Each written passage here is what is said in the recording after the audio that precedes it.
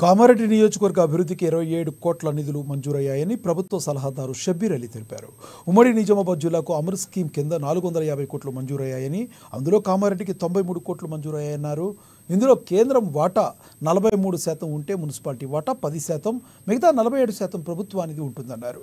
గత ప్రభుత్వ హయాంలో ఈ నిధులు మంజూరైనా పెండింగ్లో ఉంటే ఆ నిధులు మంజూరు చేసుకోవడం జరిగిందని, కొందరు తామే ఈ నిధులు మంజూరు చేయించామని చెప్పుకుంటున్నారని పరోక్షంగా ఎమ్మెల్యే కేవీఆర్ను ఉద్దేశించి వ్యాఖ్యానించారు. ఎమ్మెల్సీ కవితకు రాజకీయం ఎందుకని సైలెంట్గా లిక్కర్ అమ్ముకోవాలని షబ్బీర్ అలీ విమర్శించారు. వచ్చే ఎన్నికల నాటికి రాష్ట్రంలో 25 లక్షల ఇళ్ల నిర్మాణం చేయడమే ప్రభుత్వ లక్ష్యమన్నారు షబ్బీర్ అలీ.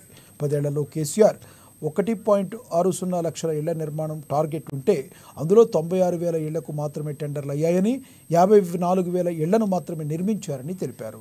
ఈ సంవత్సరం 4.5 లక్షల ఇళ్ల నిర్మాణం చేస్తామన్నారు.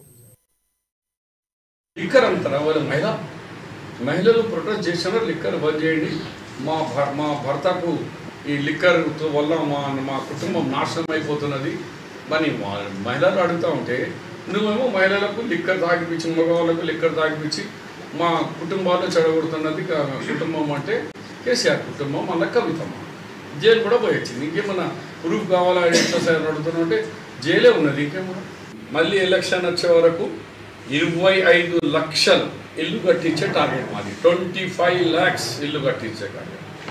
కేసీఆర్ 10 సంవత్సరాల్లో 1,60,000 టార్గెట్. టెండర్ అయింది 96,000, కంప్లీట్ అయింది 54,000. 10 సంవత్సరాల్లో 54,000.